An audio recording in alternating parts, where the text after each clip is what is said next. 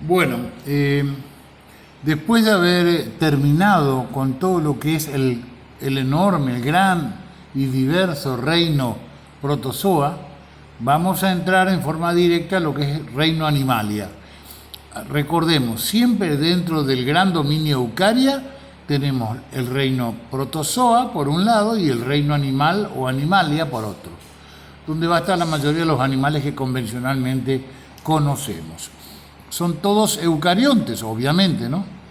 Y lo que es importante que ustedes evalúen y dimensionen es que ahora estamos hablando de otra escala de organización animal, otro nivel, otro plano, otra dimensión.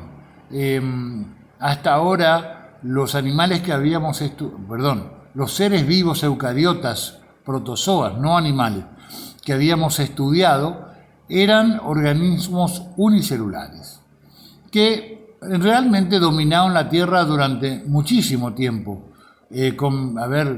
Tengamos en cuenta que el origen de la vida en el planeta es de 3.800 millones de años.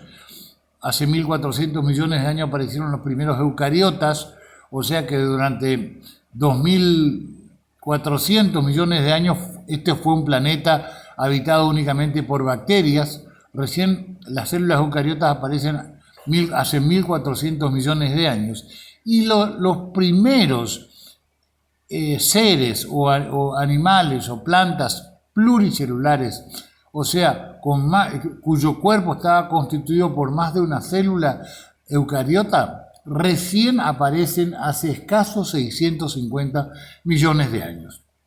O sea, la enorme mayoría de animales, plantas y hongos que conocemos y que vimos apenas tienen 650 millones de años. Esto significa que durante 3.250 millones de años de vida en la Tierra, el planeta o la vida en el planeta fue absoluta y excluyentemente unicelular. No había seres pluricelulares, solamente aparecieron hace escasos 650 millones de años.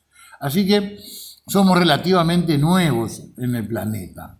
Debemos respetar a nuestros ancestros que fueron los seres unicelulares.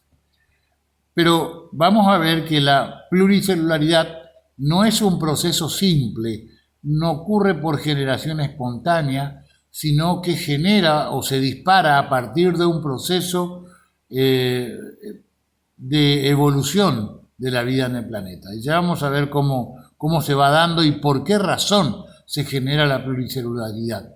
¿Por qué razón este planeta no sigue siendo, como fue durante miles de millones de años, un planeta unicelular? Bueno, ahora, lo que vamos a estudiar de acá en adelante entonces, esta nueva dimensión, este nuevo planeta de animales, ya no son más unicelulares, ya no son más microscópicos, en su mayoría son más grandes, aunque también vamos a ver que hay muchos pluricelulares microscópicos, igual o de menor tamaño que muchos protozoarios. Pero digamos que como norma en la mayoría de los casos son mucho más grandes. El reino animalia son todas células eucariontes, son todos pluricelulares, son todos heterótrofos, o sea, salvo excepciones muy puntuales, la mayoría de los que integran el reino animalia necesitan de otra fuente orgánica para poder procurarse su alimento. No son capaces de generar su propio alimento.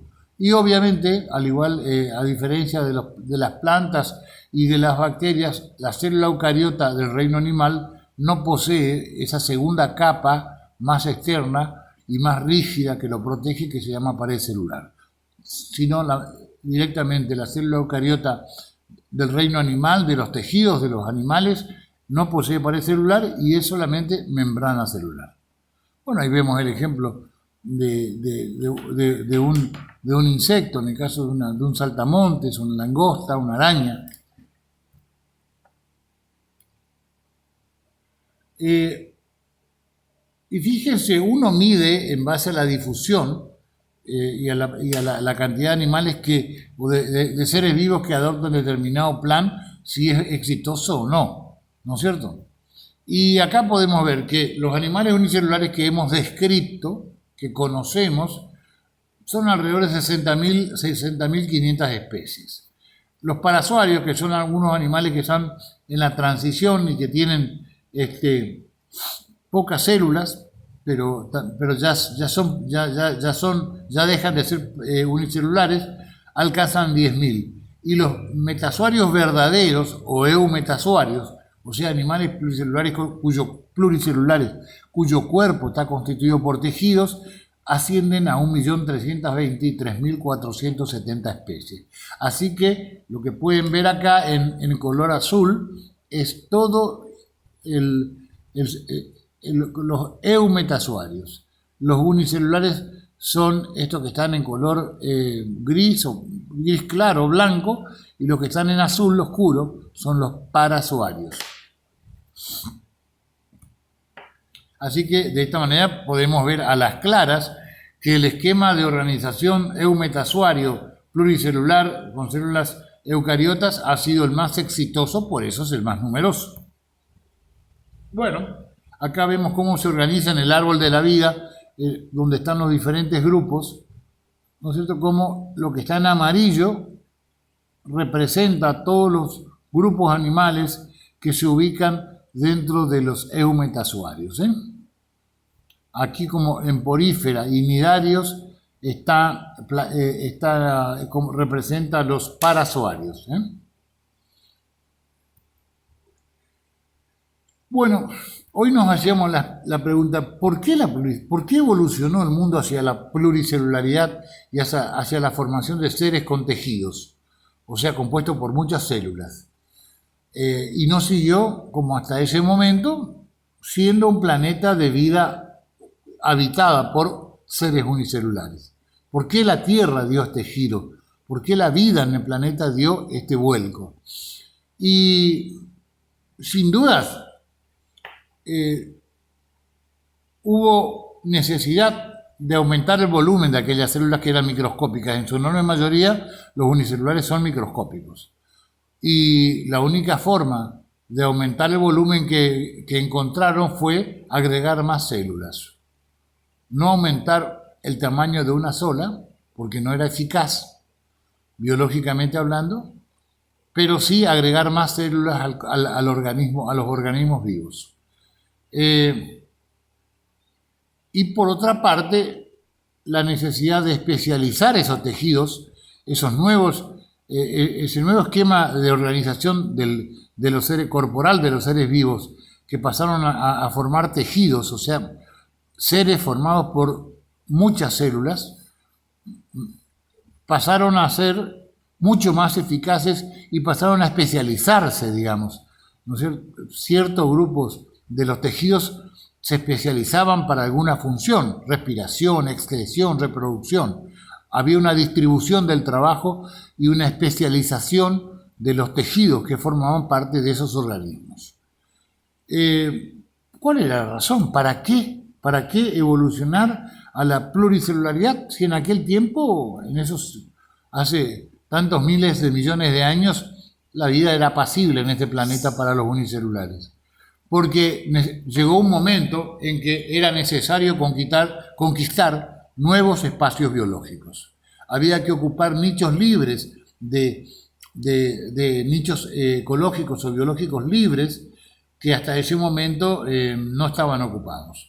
Básicamente tenemos que tener en cuenta de que la vida unicelular en el planeta hasta ese momento era básicamente acuática y el espacio aeroterrestre no estaba ocupado por nadie y muchas especies entonces empezaron a querer invadir o a querer ocupar estos espacios y para eso era necesario aumentar el volumen, aumentar la resistencia a la desecación o a la evapotranspiración, porque los seres unicelulares se iban a secar en minutos ante la exposición del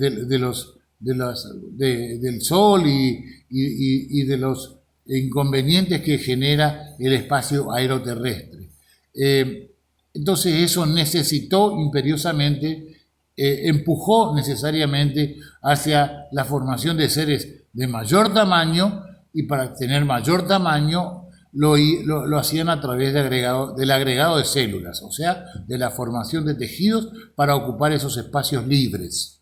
De esta forma se generaba una mejor competencia por el alimento, ocupando esos nichos que hasta ese momento no estaban ocupados, estaban libres. En algunos casos citan de que la necesidad de escapar de sus depredadores y buscar nuevos espacios donde poder refugiarse también pudo haber empujado a algunas especies o algunas líneas evolutivas a buscar la pluricelularidad. Y por supuesto, como un mecanismo o una forma que hallaron los seres vivos de resistir a las condiciones ambientales, climáticas, de todo tipo que puedan ser adversas y de esa forma garantizar la perpetuidad de su especie.